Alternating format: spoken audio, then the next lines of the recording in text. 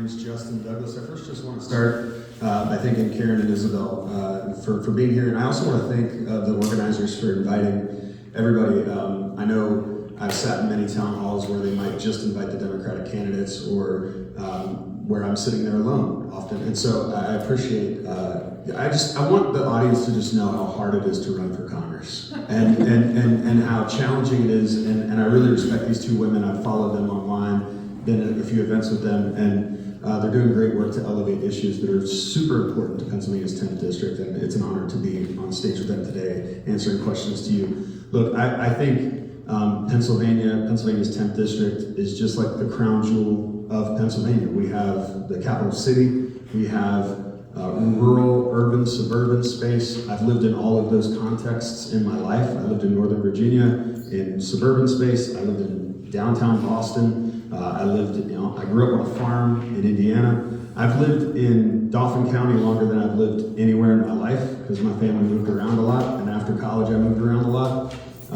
My wife and I have laid down roots here. Our kids are growing up here, and we love it here. And that's part of what led me to serve as a county commissioner. Because I love this community, I want to continue to serve it and continue to invest in it. So if you don't know me, I spent 20 years as a pastor. In 2023, I decided to run for county commissioner in Dauphin County, a county that had been firmly red Republican since the Civil War. Flipped a seat on the county commissioner's seat for the first time since then. On the night of the election, we were ahead by 42 votes, won by 184.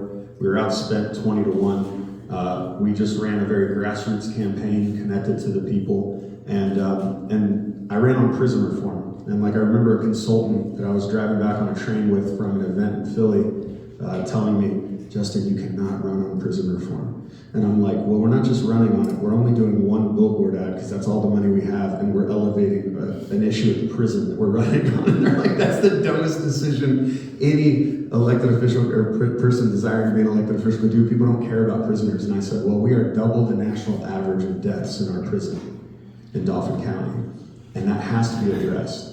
And I ran on principle.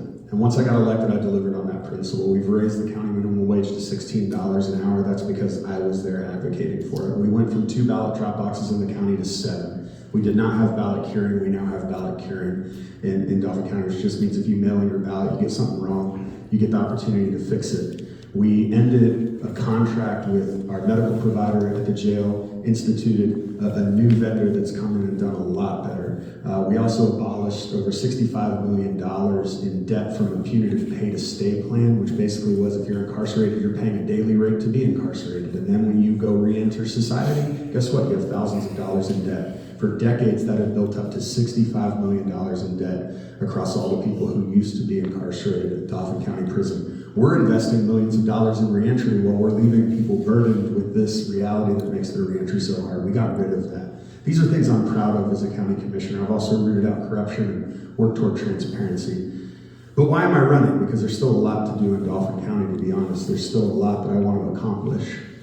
I'm running because in May of last year, I saw my neighbors start to be taken by ICE. I'm very connected to the Bhutanese Nepali community. They branch out across Pa-10 and beyond, even into Lancaster. And these are refugees who came here from a country in Bhutan that attempted to ethnically cleanse them and kill them and drove them out of the country into Nepal. Many of them spent decades in the refugee camps in Nepal. And then under George W. Bush, there was an agreement with multiple countries to take these individuals on as refugees. Obama expanded that. And we have this beautiful community of people who are incredibly just resilient and also dedicated to this community. And to see people with valid green cards get picked up, immediately have their green cards revoked, and be deported back to a country that ethnically cleansed them, and then to be on the phone with the senator's office, to be on the phone literally with the UN while their flights are landing, trying to monitor the situation so I can report back to their families, and feeling helpless as a county commissioner to influence this process that means so much to me, because these individuals, and you're sitting with spouses and kids and talking to them.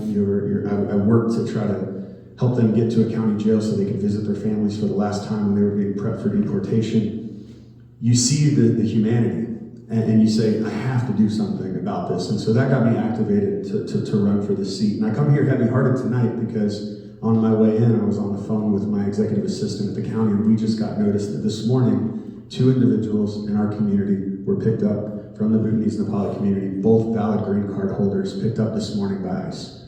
This isn't stopping, and it's completely unconstitutional and wrong, and we need to do better, and I'll tell more later.